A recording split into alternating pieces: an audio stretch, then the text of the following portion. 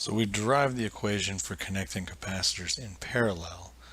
Now we want to do the same thing if we connect a set of capacitors in series. So to start with, let's remember what how we're defining it when we connect elements in series. And so typically we talk about elements are connected in series if the current traveling through element 1 must travel through element 2. That's a little bit problematic for our discussion of capacitors because we're not yet interested in talking about the capacitors as they charge.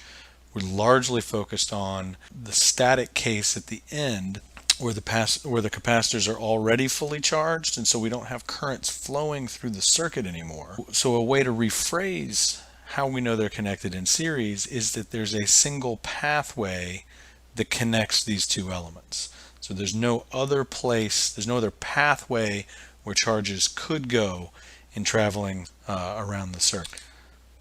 So if we connect two capacitors in series, this is what it looks like when they're connected up to a battery. So again, I've got my battery over here with the potential V, and then there's a single pathway that connects to first capacitor 1, goes on, connects to capacitor 2, and then connects back to the battery. So capacitors 1 and 2 here are connected in series. Thinking about our two Kirchhoff's rules, if we apply our junction rule to this circuit, there is no junction, right? There's no alternative pathway for the charges to go. There's only one pathway for them to follow. So what that means is that the charge has to be the same on both those elements. So in this case, the charge on capacitor 1 must be the same as the charge on capacitor 2. So capacitors in series carry the same charge. The Q on the capacitor is the same.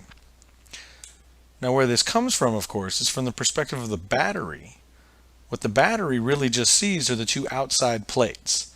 And so here's a plate outside that's connected to the positive terminal of the battery. Here's a second plate that's connected to the negative terminal of the battery.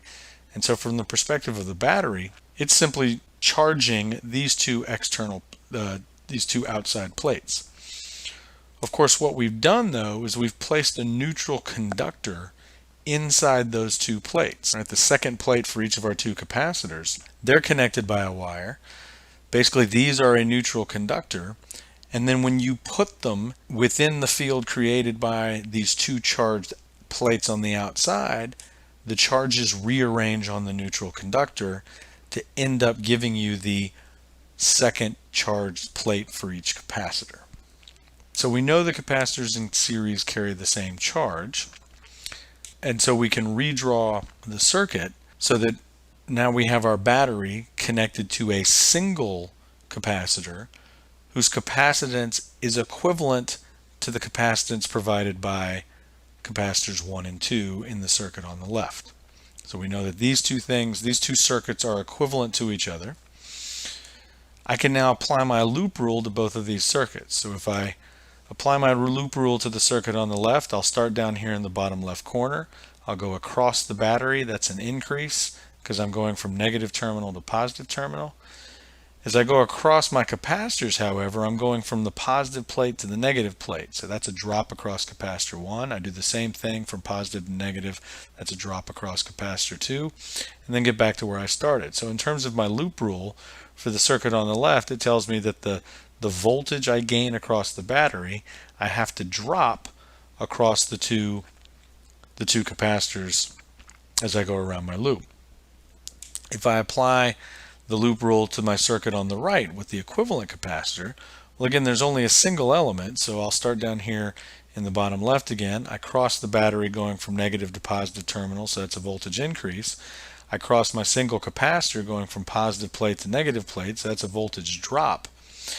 And again, those are the only two elements around my loop, so that tells me that in this case, the voltage of the battery minus the voltage across my equivalent capacitor, those two things, again, have got to equal 0.